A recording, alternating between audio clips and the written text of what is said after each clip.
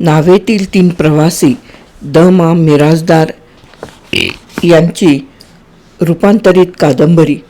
प्रकरण 11. नदीच्या काठाला बसून आम्ही कितीतरी वेळ जुन्या गोष्टी आठवीत बसलो होतो.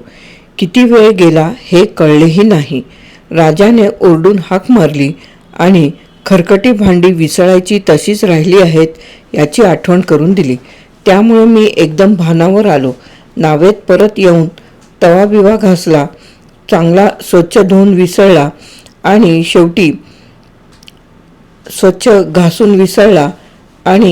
शेवटी राजाच्या ओल्या सदऱ्याने पुसून लखलखीत करून ठेवून दिला. थोड्या वेळाने आम्ही आवरावर केली. मग नदीच्या काठाकाठाने पुढे निघालो. नदीकाठचा पुढचा भाग फारच शोभिवंत होता. दोन्ही काठांनी गर्द झाडी लांबपर्यंत पसरली होती. त्यातून वेडीवाकडी वळणे घेत जाणारी आणि तरीही नदीच्या पात्राशी समांतर राहणारी पायवाट सारखी डोळ्यात भरत होती. कुठे कुठे लांब अंतरावर झोपड्या होत्या. काही काठाला लागून किंचित वर तर काही थोड्याशा आत. इथून खाली जवळच कुठलेसे गाव होते, सारसगाव किंवा असेच काहीतरी. बंडूने त्याचे नाव सांगितले. या गावाजवळ केळी, संत्री, मोसंबीच्या बागा आहेत असे काहीतरी बंडू बराच वेळ बोलत होता. पण आम्ही त्याच्या बोलण्याकडे दुर्लक्ष केले. पहिली 2-3 वळणे पार केल्यानंतर कडेची गर्द झाडी आणि हिरवळ यांचे वैभव थोडेसे कमी झाले. पुढचा प्रदेश थोडासा वृक्ष वाटला. सारसगाव येईपर्यंत सपाट मैदान आणि दोन्ही काठ उघडे बोडकेच आढळले. पण गाव जवळ आले तसे दोन्ही काठ पुन्हा झाडीने नटले. दोन्ही कडेने पाचूच्या रंगाची मखमली हिरवळ, मध्ये नदीचा स्वच्छ निळा प्रवाह. गाव फार सुंदर ठिकाणी वसले होते. माझ्या मनात एकाएकी विचार आला, या ठिकाणी एक दिवसभर मुक्काम केला तर काय हरकत आहे. रात्री गावातच कोठेतरी राहावे, दुसऱ्या दिवशी पुढे हलावे. पण ही कल्पना बंडूला आणि राजाला सांगितली तेव्हा ती त्यांना फारशी पटली नाही. विशेषतः रात्री गावात राहण्याचा बेत तर राजाला अजिबात पसंत नाही असे दिसले. तो मला म्हणाला, का पुन्हा फजिती करून घ्यायची इच्छा आहे वाटतं. फजिती कसली बुवा, न समजून मी विचारले. शाबास, आपली महाबळेश्वरची सहल तुला आठवत नाही? अरे हो, आता आलं लक्षात. महाबळेश्वरची सहल म्हटल्यावर माझ्या डोळ्यासमोर मागचा सगळा प्रसंग खडानखडा उभा राहिला. उन्हाळ्याच्या सुट्टीत एकदा आम्ही चैनीने महाबळेश्वरला गेलो होतो. तिथे उतरलो तेव्हा खूप दमलो होतो. भूकही सडकून लागली होती. म्हणून बॅगा, वळकट्या, पिशव्या हे सगळे लटांबर हातात बाळगून आम्ही थेट पहिल्यांदा हॉटेलच्या शोधात निघालो. पहिले हॉटेल दिसले, बरे होते, पण तिच्यावर गारवेल सोडलेले नव्हते. म्हणून मला ते हॉटेल बिलकुल आवडले नाही. महाबळेश्वरातील हॉटेलची इमारत अन तिच्यावर गारवेल नाहीत म्हणजे काय. कपाळाला आट्या घालून पुढे गेलो. दुसरे हॉटेल पाहिले. हे हॉटेल झकास होते. भिंतीवर हिरवेगार वेलही बहरलेले होते. मला ते एकदम पसंत पडले. पण बंडूने या खेपेस नाक मुरडले. त्याचे एकंदरीत म्हणणे असे होते की जिथे दरवाजापाशी जो माणूस उभा होता त्याची बघण्याची तऱ्हा काही आपल्याला आवडली नाही. शिवाय त्याच्या डोक्याला टक्कलही आहे. अशा हॉटेलात उतरण्यात कसली आली आहे गंमत. तिथून निघून आम्ही बराच वेळ पुढे चाललो तरी तिसरे हॉटेल काही लागले नाही. वाटेत भेटलेल्या एका माणसाला विचारले तेव्हा त्याने त्याच 2 हॉटेलची नावे सांगितली. तिसरे हॉटेल जवळपास नाही हे ऐकल्यावर आमची निराशा झाली. राजाने तर निक्षून सांगितले की कसलेही हॉटेल असो, मी तिथे राहणारच. तुम्हाला कुठे धडपडायचे असेल तिथे धडपडा. आमच्या सौंदर्यसृष्टीची राजाने काहीच बूज राखू नये याचे आम्हाला फार दुःख झाले. त्याची कीव करीत आम्ही पहिल्या दोन्ही ठिकाणाकडे परत आलो. कसेबसे सामान सांभाळीत आम्ही पहिल्या हॉटेलात आलो. हुश्य करून सामान बाहेरच्या व्हरांड्यात टाकले. तेवढ्यात तिथला मालक आणि मॅनेजर कुणीतरी पुढे आला.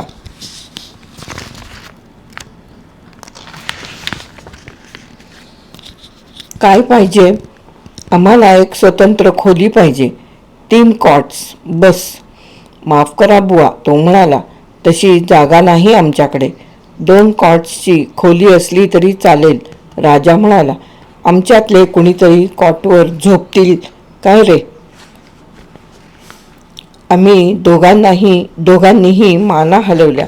राजाला वाटले आम्ही दोघे म्हणजे मी अन बंडू एका कॉटवर झोपू.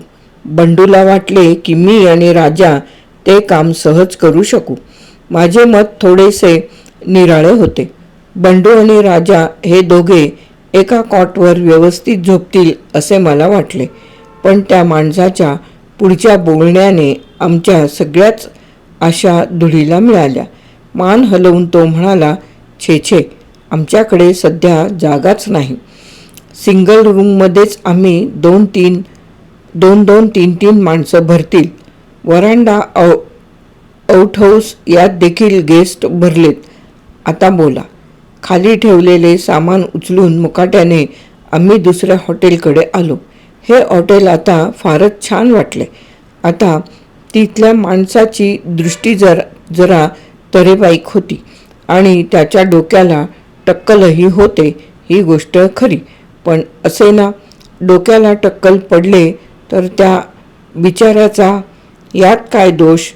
बंडूनं तर छातीला हात लावून सांगितले की हा माणूस स्वभावाने मोठा नामी असला पाहिजे. पण नामी स्वभावाच्या त्या माणसाने आत जाता क्षणीच आम्हाला सुनावले की जागा नाही. कृपा करून बिलकुल भीड घालू नका. निष्कारण माझा वेळही घेऊ नका. आता मात्र आमच्या डोळ्यासमोर काजवे चमकले. गयावया करून आम्ही म्हटले, निदान दुसरीकडं कुठं सोय होण्यासारखी असली तरी सांगा. आजच्या रात्रीपुरतं टेकायला मिळालं तरी पुरे. त्या माणसाने आपले टक्कल पडलेले डोके खाजवून जरा विचार केला. जागा झोपण्यापुरती नक्की नाही सांगता यायचं मला, पण चौकशी करा. बघा, आपल्या इथून अर्ध्या मैलावर एक देशी खानावळ आहे. तिथं विचारून पहा. हां, असे या वाटेनं. यानंतर आमचे जे हाल झाले त्याचे वर्णन काय करावे. मैलभर तंगडतोड करून त्या खानावळीत पोचल्यावर त्यांनी जागा नाही तर म्हणून सांगितलेच, पण उगीच इतक्या लांब आल्याबद्दल आम्हालाच नावे ठेवली. तिथून दुसरीकडून तिसरीकडे आणि तिसऱ्या ठिकाणाहून चौथ्या ठिकाणी अशी आमची जी वरात निघाली म्हणता, त्यातून सामान हातात बहुधा सबंध महाबळेश्वर आणि तिथले सगळे पॉईंट्स आम्ही त्या दिवशी हिंडून पाहिले असावेत. आमचे तिकडे लक्ष नव्हते इतकेच. शेवटी अंधार पडायला लागला आणि तरीही कुठे थांगपत्ता लागेना. तेव्हा मात्र ब्रह्मांड आठवले. हातापायाचे तुकडे पडायची वेळ आली. बंडू तर वाटेतच मटकन खालीच बसला. डोळ्यात पाणी आणून सांगू लागला की माझा प्राण चालला. मी आता इथेच मरणार. ही जागा ही शांत आहे. माझ्या घरच्या लोकांना सांगा मी इथंच मेलो. सगळ्या नातेवाईकांना कळवा म्हणावं. बंडूनं मरतेवेळी तुमची आठवण काढली. सगळ्यांना अंतःकरणानं क्षमा केली. त्याला मोठं सुखाचं मरण आलं. बंडूचे हे बोलणे ऐकून आम्हीही गहिवरून गेलो. एकमेकांच्या गळ्यात हात टाकून रडलोही असतो. पण तेवढ्यात एका लहान मुलाच्या रूपाने आम्हाला देवदूत भेटला आणि ती वेळ निभावली. आम्ही त्याला हटकले आणि चौकशी केली. तेव्हा तो म्हणाला, आमच्या घरी चला मग. रात्रीपुरतं झोपायला जागा देईल माझी आई. त्याचे हे बोलणे ऐकून आम्हाला उचंबळून आले. इतके की त्याला डोक्यावर घेऊन नाचावे असे आमच्या मनात आले. पण आम्ही फारच दमलो होतो म्हणून तसे केले नाही इतकेच. बंडूला तर एवढा हर्षवायू झाला की तो बेशुद्ध होऊन खालीच कोसळण्याची पाळी आली. पण तेवढ्यात त्याने त्या पोराच्या हातातली पाण्याची चरवी हिसकली आणि तोंडाला लावली. गटागटा करून निम्मी चरवी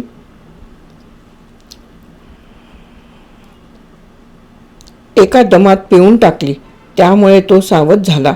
भानावर आल्यावर तो उठला आणि सरळ पळत सुटला. सामान सुमान आणायचे काम माझ्यावर आणि राजावर सोपवून तो दुम पळाला. त्या मुलाच्या घरी आम्हाला नीटची जागा मिळाली असे नव्हे, साध्या 2 खोल्यांची झोपडीच, पण त्या वेळी ती आम्हाला स्वर्गासारखी वाटली. त्या आईने आम्हाला साधेच जेवण वाढले, ताजी ताजी भाकरी, थोडेसे दूध आणि चटणी. पण आम्ही इतके दमलो होतो की आम्हाला अशी सपाटून भूक लागली होती. तसले साधे जेवणही टापरून जेवलो आणि आडवे झालो. घरात 2 मोडक्या तोडक्या खाटा होत्या, त्यातले एक तर अगदी खाटलेच होते. बहुधा त्या पोराचे असावे. त्यावर बंडू झोपला आणि दुसऱ्या खाटेवर मी अन राजा एक पांघरून घेऊन झोपलो. सकाळी आम्ही जागे होऊन पाहिले तो बंडूचे पाय खाटेच्या खाली गुडघ्यापासून अधांतरीच लोंबकळत होते. आम्ही आमचे कपडे अन टॉवेल आंघोळ होईपर्यंत त्याच्याच तंगड्याला खुंटीसारखे अडकवून ठेवले होते.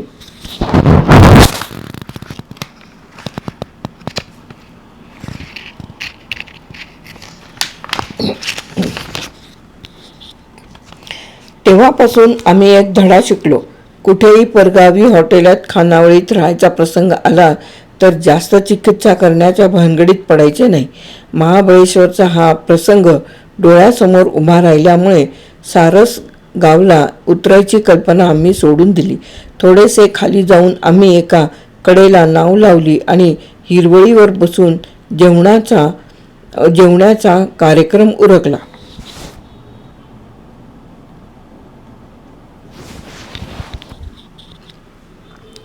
जेवताना सारसगावच्या संत्र्याचे बंडूने इतके सुरेख वर्णन केले की आम्हाला तेथे न थांबल्याबद्दल फार वाईट वाटू लागले. एकेका गावचे एक एक वैशिष्ट्य असते. संत्री काय कोठे खायला मिळाली नसती असे नाही, पण सारसगावची संत्री पुन्हा कुठे मिळणार, पुन्हा कुठून मिळणार या विचाराने जेवताना आम्हाला सारखे वाईट वाटू लागले. त्याचा परिणाम असा झाला की आम्ही अगदी मुकाट्यानेच जेवलो. खरे म्हणजे जेवणावरून आमचे लक्ष उडालेच. आपले जीवित एकंदरीत निरर्थक आहे असे वाटू लागले. अरे संत्री ती काय, पण ती सुद्धा वेळेवर मिळू नयेत माणसाला. छे. आम्हाला मग बालपणातले सुखद दिवस आठवले आणि आमची मने कशी भरून आली. तेवढ्यात बंडूने टोपलीतली केळी काढून ठेवली. त्यामुळे आम्हाला पुन्हा बरे वाटले. आयुष्यात काही अर्थ आहे असे पुन्हा एकदा वाटू लागले. जेवण करून लोळल्यावर जरा बरे वाटले. आता इथेच दुपारचा चहा उरकावा आणि मगच पुढे निघावे असे ठरले. दुधाच्या भुकटीचे डबे बरोबर घेतले होते. थोड्या वेळाने स्पिरिटच्या दिव्यावर पाणी तापत ठेवून राजाने डबा बाहेर काढला. तो उघडण्यासाठी आम्ही सगळेच चाकू सुरे ओढकू लागलो. तो काही सापडेना. नावेतले सगळे सामान उलते पालते करून पाहिले, पण सुरी काही कोठे दिसेना. मग बंडूने किल्ल्यांच्या जुडग्याला अडकवलेला छोटा चाकू खिशातून बाहेर काढला. त्याने डबा उघडायचा प्रयत्न केला. त्यात त्याचा चाकू मोडला आणि बोट चांगलेच कापले. राजाने कात्रीचा उपयोग करून पाहिला. या प्रयोगात कात्री लांब उडाली आणि जाता जाता त्याच्या डोक्याला जोरात दणका देऊन गेली. ते दोघेही आपापल्या जखमी अवयवांना हात लावून बसले होते. तेवढ्यात मीही एक प्रयत्न करून पाहिला. नावेतला मोठा खिळा उचलून तो डब्यावर आदळला. त्याने मला मात्र हिसका बसला. इकडे डबा एक बाजूला उडाला आणि मी एका बाजूला कोलमडलो. पाण्यात जाऊन आदळलो. त्यामुळे सबंध अंगभर चिखल झाला आणि डबा जो उडाला तो एका कपाळावर आदळून त्याचा चक्काचूर करून लांब पाण्यात पडला, वर तरंगू लागला. मग मात्र आम्हा सगळ्यांनाच राग आला. पाण्यात जाऊन तो डबा बाहेर काढला. बंडूने लांब जाऊन एक मोठा धोंडा आणला. नावेतले वरचे कनातीचे कापड काढून मी खाली अंथरले. राजाने डबा हातात धरला. मग बंडूने डोक्या पाठीमागे हात नेऊन धोंडा उंच उचलला आणि धाडदिशी डब्यावर घातला. त्यावेळी राजाच्या डोक्यात चुकून हॅट होती म्हणून बरे झाले, नाहीतर त्याच्या डोक्याचे काय झाले असते कोण जाणे. राजाने ती हॅट अजून जपून ठेवली आहे. घरी बसल्या बसल्या दरवेळेला ती हॅट म्हणजे तिचा अवशेष पोरासोरांना दाखवून तो त्या प्रसंगाचे भयानक वर्णन अजून करीत असतो. बंडूला मात्र आणखी एक जखम झाली इतकेच. हा प्रयत्न फसला हे पाहिल्यावर मी पुन्हा पुढे सरसावून डबा हातात घेतला. खाली दगडावर आपटून तरी तो फुटतो का हे बघितले, पण डबा आपटून आपटून माझे हात दुखू लागले आणि छाती भरून आली. या पलीकडे त्या प्रयत्नांतून काहीच निष्पन्न झाले नाही. बंडूनेही तो आपटून पाहिला. भूमितीतले जितके कोण आणि बाजू असतात तितक्या बाजूंनी तो धडाधड खाली आपटला, पण डबा अभंगच्या अभंगच. शेवटी राजाने डबा भुईवर ठेवला आणि त्याला असा जबरदस्त ठोसा ठेवून दिला की यव. अर्थात डब्याला काहीच झाले नाही. राजा मात्र हात सोडीत झटकन मागे पळाला. अखेर आम्ही तिघेही दमलो. डब्याभोवती गोल करून खाली बसलो. डोळे विस्फारून त्याकडे पाहत राहिलो. मग बंडूला काय वाटले की एकाएकी तो उठला, डबा उचलला आणि लांब नदीत भिरकावून दिला. तो इतक्या लांब गेला की नदीच्या मधल्या धारेतच जाऊन पडला आणि वाहत खाली गेला. डबा दिसेनासा झाल्यावर आम्ही त्याला भरपूर शिव्याशाप देऊन घेतल्या. त्याच्या नावाने बोटे मोडली. शेवटी चहाचा नाद सोडला. झाले. नाव तशीच पुढे काढली. पुढची वस्ती येईपर्यंत आम्ही मग क्षणभरही कुठे थांबलो नाही. सारस गाव सोडले तशी कडेची झाडी पुन्हा विरळ होत गेली. डोळ्यांना भासणारा हिरवेपणा कमी झाला. सगळीकडे पुन्हा वृक्ष वाटू लागले. दगड, गोटे, वाळू आणि उघडे बोडके खडक याविना दुसरे काही बराच वेळ आढळले नाही. डोळ्यांना विसावा वाटावा असे कुठे काही नव्हतेच. त्यामुळे जाता जाता कुठे रेंगाळावे असे वाटलेच नाही. त्यामुळे नाव आम्ही झपाट्याने वल्लवली. प्रवाहाबरोबर खाली जात, वळणाबरोबर वळत आणि पाण्याच्या धारेला समांतर राहत नाव झपाझप चालली. काठाने अधूनमधून लहानशा वस्त्या लागल्या. संध्याकाळच्या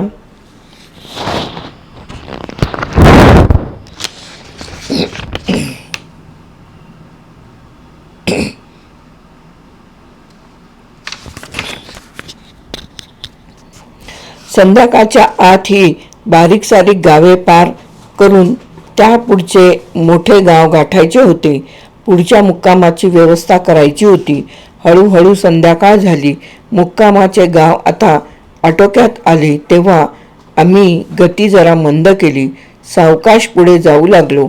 आसपास पाहिले तो मध्ये लागलेला वृक्ष खडकाळ प्रदेश केव्हाच मागे पडला होता. मावळातील निसर्ग शोभा दोन्ही काठांनी फुलत होती. तऱ्हेतऱ्हेच्या रानफुलांचे रंगीत गुच्छ बहरले होते आणि त्यांच्या उग्र मधुर सुवासाने वातावरण दरवळले होते. वारा संत वाहत होता. नदीचे स्वच्छ पाणी शांत होते, निस्तब्ध होते.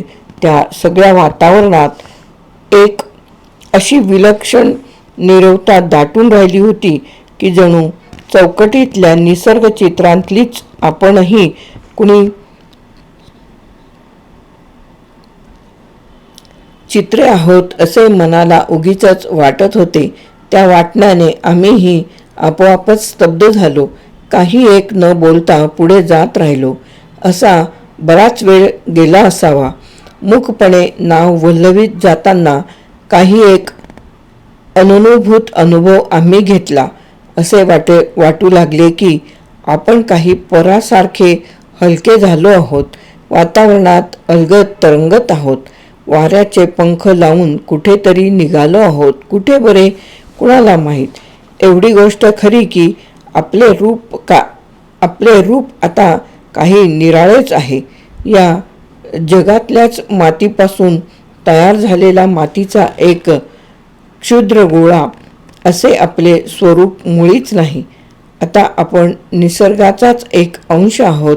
आपल्या हृदयाचे स्पंदन निसर्गाच्या प्रेरणेने होत आहे. या निसर्ग देवतेचे दिव्य बाहू आपल्या गळ्याभोवती आहेत.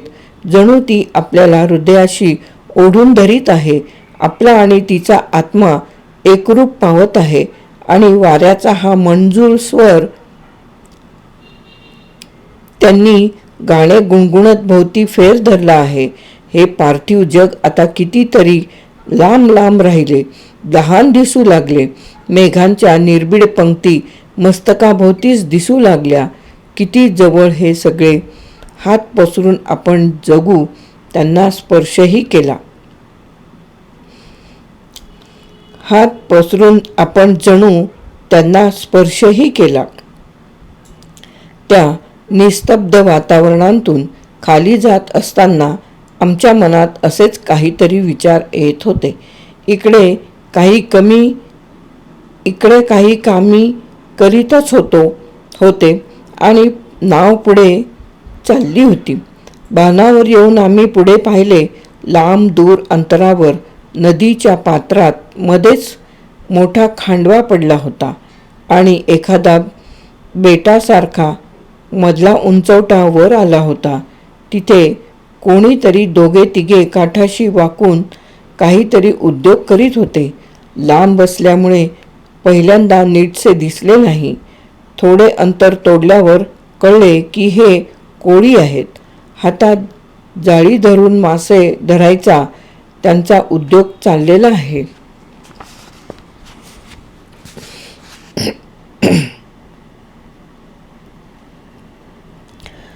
नदीतून कुणी येत आहे इकडे त्यांचे लक्ष बहुधा नसावे.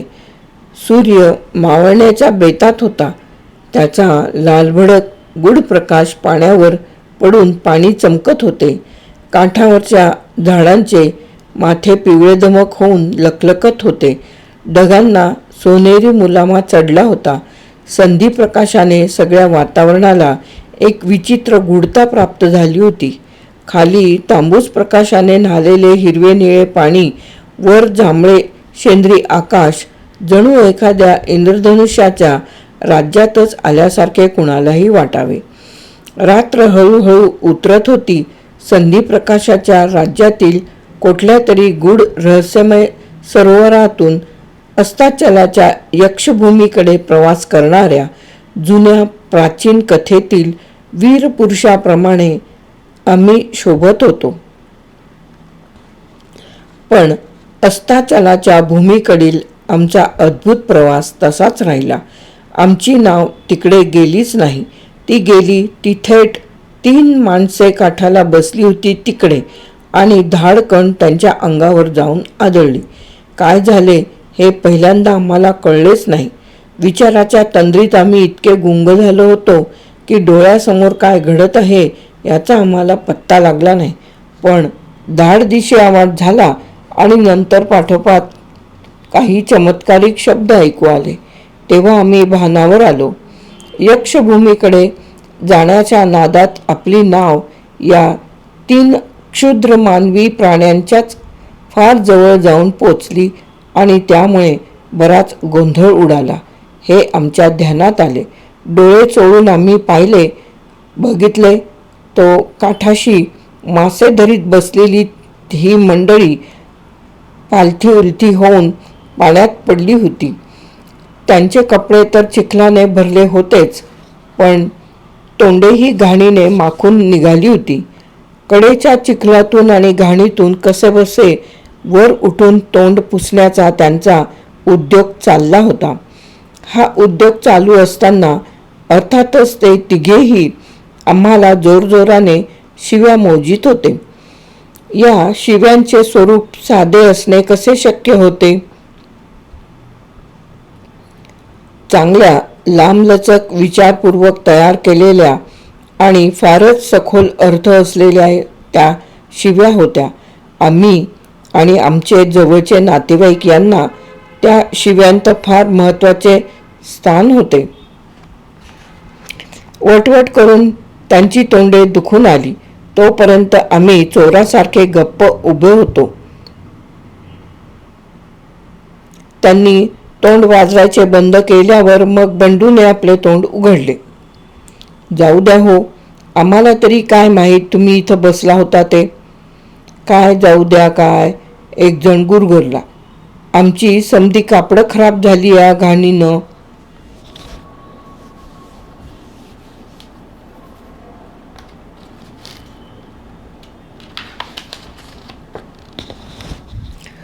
चालायचंच. अहो, घाणीत पडल्यावर कपडे खराब होतातच. आमचा सुद्धा तोच अनुभव आहे. पण कपडे धुवून टाका, घाण जाईल ती, बिलकुल राहणार नाही. हे ऐकल्यावर पुन्हा त्या तिघांनीही तोंडाचा पट्टा जोरात सुरू केला. मग राजाने त्यांची समजूत घातली. त्याच्या एकंदर बोलण्याचा सारांश असा होता की सबंध दिवसभर मासे पकडून पकडून तुम्ही कंटाळला असाल म्हणून आम्ही ही गंमत केली इतकेच. पण त्यामुळे मजा आली की नाही? मग झालं तर त्यात रागवायचे एवढे काय कारण? तुमच्यासारख्या माणसांनी इतक्या शिव्या एकदम खर्च करून टाकाव्या ही गोष्ट काही बरी नव्हे, नाही का? पण राजाच्याही या बोलण्याचा काही उपयोग झाला नाही. ती माणसे पुन्हा भडकल्यासारखी दिसली तेव्हा आम्ही हळूच तिथून काढता पाय घेतला. इतका वेळ नाव वल्हविण्याचे काम मुख्यतः मीच करीत होतो. हा प्रकार घडल्यावर राजाने माझ्या हातातील वल्ली एकदम हिरावून घेतली. स्वतः वल्ली मारीत तो खेकसून म्हणाला, गाढव मूर्ख, तुझ्यासारख्या नादिष्ट माणसाच्या हातात कारभार गेल्यावर असंच व्हायचं. नशीब त्यांनी आपल्याला बडवून काढलं नाही. कुठं तंद्री लागलेली असते एवढी. छा छा, तुझ्यासारख्याच्या हातात वल्ली देणं नकोच बाबा. एखाद्या वेळी नदीत बुडवशील सगळ्यांना. कहर आहे बुवा. मी काही बोललो नाही. राजा एखाद्या वेळेस उगीच भडकतो. झाले, तू वल्लवतोस तर वल्लवले का? राजाने नाव झपाट्याने पुढं काढली. हा हा म्हणता आम्ही मुक्कामाच्या गावी पोचलो. नाव कडेला लावली आणि तारेवर कापड आच्छादून गाढ झोपी गेलो.